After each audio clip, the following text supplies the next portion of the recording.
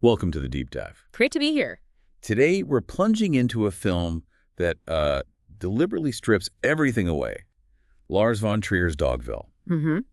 And you, our listeners, you've given us some really fascinating sources, articles, notes, digging into how this movie uses its bare-bones structure to kind of reshape how we watch cinema. That's right.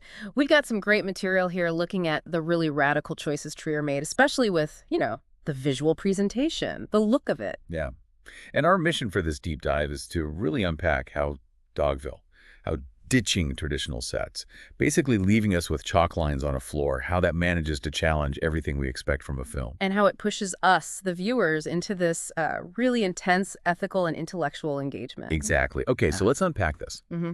How does a film with literally no walls, no doors, Yeah. how does it create a space that feels so, so present and also so challenging? Well, the sources jump right on that. They point out how Trier just consciously abandons the realistic set construction that we're completely, conditioned to expect in movies. Right. Instead, you get this incredibly abstract stage design. Streets drawn on the ground, doorless outlines for houses, walls that are just imagined. It's like seeing a blueprint, almost. But for a play, maybe? It gives it this theatrical feel that you rarely see in cinema push this far. Definitely theatrical. And it's clearly a very conscious, even radical break from standard movie conventions. And the sources are clear. This isn't just Trier being arty for the sake of it. No. It's framed as a very deliberate strategy. It's designed, to jolt you, the viewer, out of just passively watching, to make you aware you're watching something constructed. Which, when you see that kind of bare stage, your mind probably goes straight to theater, right? Maybe someone like Bertolt Brecht. It's hard not to make that connection. Yeah. The sources absolutely highlight the link to Brecht's alienation effect, the V effect. Where the goal is to stop you getting totally lost in the story emotionally. Preventing that passive identification, yeah. And instead, pushing you towards thinking critically about, the social issues being presented. Okay, but here's where the sources say Trier kind of does a twist on Brecht. Right. This is really interesting. He uses that minimalist look, that stripped-down aesthetic, but the argument is his aim isn't just to create distance. He actually wants to sustain the emotional connection. Particularly with Grace, the main character. Exactly. Sustain the empathy for Grace while at the same time prompting that ethical, political reflection. It's this constant pull, this tension between feeling for her and thinking about the situation. And that tension seems crucial. Oh, absolutely key. You feel so much for Grace, for what she goes through. And the abstract setting, maybe paradoxically, makes that suffering feel even starker, more universal maybe. Because there's no distracting scenery to get lost in. Precisely. You can't escape into the reality of the town. It forces you to look squarely at the actions, the behavior, the morality or lack of it, completely head on. And it's not just a static camera watching the stage play either. The way it's filmed is part of the strategy too, right? Very much so. The sources talk about this. Yeah, you have some static shots, but the camera also uses these slow, deliberate pans across the whole marked out space. And those overhead shots. Yeah. Those bird's eye views that suddenly just completely reframe your understanding of the town, the relationships, everything. The camera isn't just recording. It feels like a kind of narrator itself, guiding you across this abstract moral map. Like it's exploring the layout, but also the power dynamics within that layout. That's a great way to put it. It gives it a dynamism that just fixing the camera wouldn't achieve. But interestingly, it's not all visual. The film relies heavily on something else entirely to build this world in your mind. Right, because if you don't see walls, how do you know they're there? It must be sound. Bingo. Yes. The auditory stuff is described as absolutely crucial. Sounds like, doors slamming shut even though there are no doors. You hear the slam. You hear the slam, you hear a dog barking that you never see, you hear footsteps on different parts of the ground. These sound cues are vital. They allow you, the audience member, to actively, mentally construct the environment, to complete it. So you're building Dogville in your own head based on these sound memories, these cues. Exactly. It taps into your own cognitive library of sounds, making the space feel subjectively real because you are participating in its creation. You're not just being passively shown a set. So this whole minimalist thing, this radical approach, it's not just aesthetics. It has a really deep purpose tied to the viewer's role. Absolutely. The sources strongly argue that this stripped-back form is a calculated strategy. It's designed to shake the viewer out of that passive stance that, let's face it, a lot of mainstream cinema encourages. So instead of just sitting back and receiving the story, You are actively involved.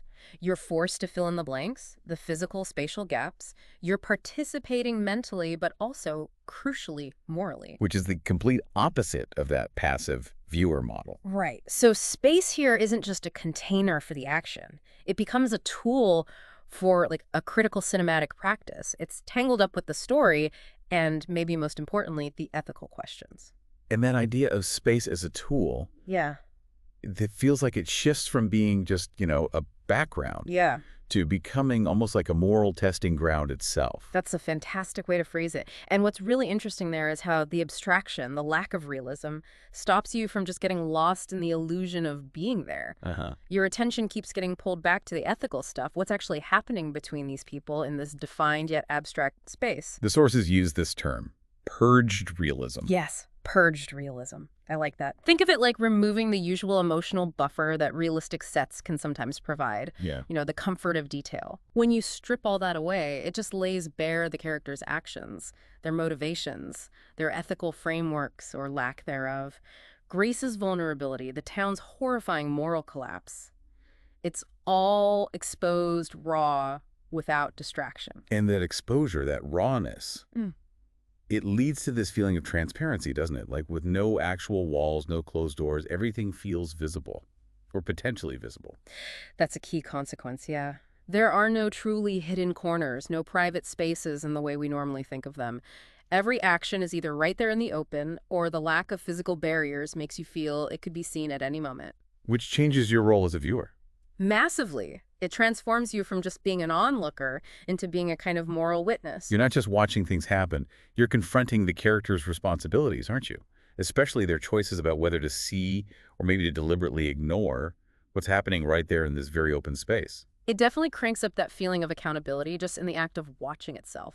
We talked about mentally filling in the space, but the sources also mention how these places, even though they're just outlines, start to take on really powerful symbolic meaning. Yes, absolutely.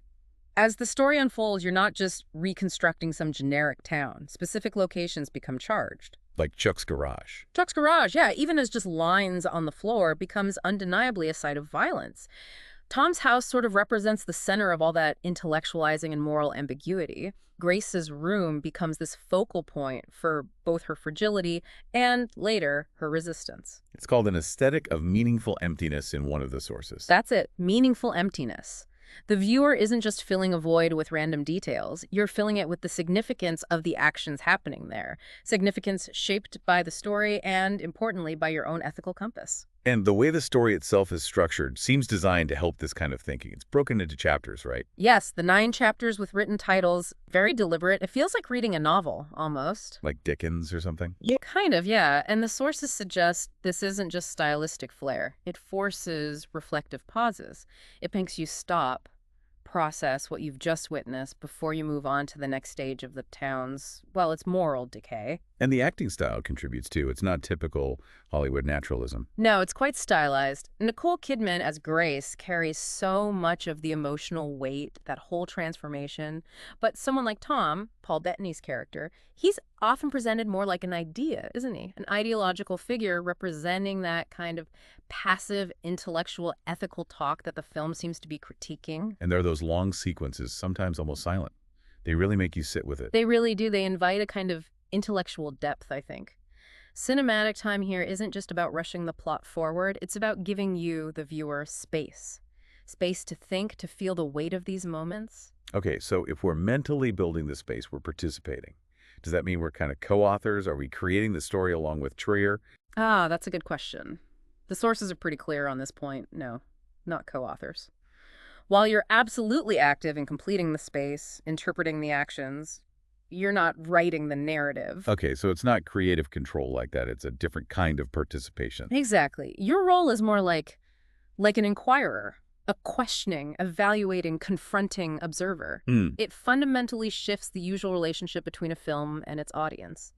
It radically changes the act of watching itself into something much more like an act of witnessing and maybe even judging. And even though the setting is so abstract, so placeless in a way, the themes feel huge. Universal, maybe?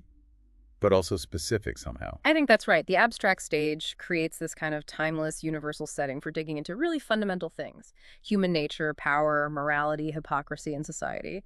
It lets the story resonate way beyond just one time or place. But it's not totally detached from, say, America. No, not at all. The film deliberately weaves in references, nods to the American dream, ideas about individualism, so it grounds its universal critique within a specific cultural context, even without showing you a realistic picture of that context. And we should probably acknowledge, watching Dogville, it can be really uncomfortable. Oh, definitely. That discomfort is absolutely part of the strategy, according to the sources. By rejecting the visual comfort food of normal movie sets, Trier creates unease. And that's the point. That seems to be the point. The discomfort isn't just there to be difficult, it's designed to push you towards critical distance, towards reflection, rather than letting you just sink into easy emotional identification or simple entertainment. It's actively fighting against that feeling of cozy escapism you might get from other movies. Precisely. It seems designed to provoke thought through making you uncomfortable. It's a radical opposition to the sort of comfortable narrative journey that a lot of popular cinema aims for. Okay, so pulling all this together from the sources, what's the main takeaway? What's the core argument about Dogville here? I think they conclude that Dogville is this really profound, radical experiment. The aesthetic disruption, stripping away the realism isn't just for show. It serves a core ethical purpose, an ethical responsibility almost. By taking away the visual crutches, the familiar stuff, it forces us to focus much more intensely on the ethical questions, the human behavior. Yeah.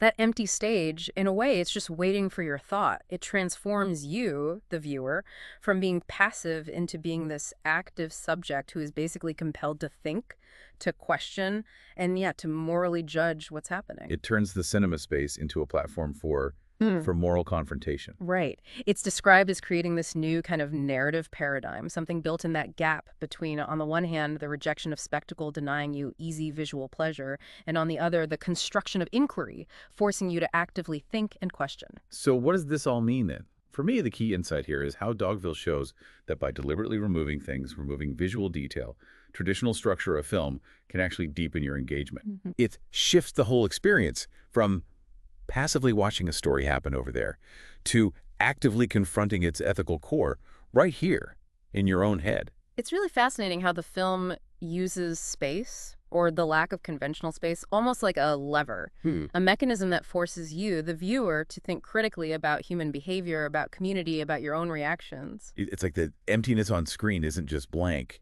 It's demanding something from you, demanding that you fill it with your own moral processing. Which leads to a pretty interesting question for you, the listener, to maybe chew on. Yeah. If removing visual spectacle, removing realism, can actually make a story more morally challenging, more intellectually engaging, what does that suggest about the power, maybe even the limitations, of hyperrealism in other kinds of stories? In other movies, TV, theater, maybe even VR or games? That's a great question to leave folks with.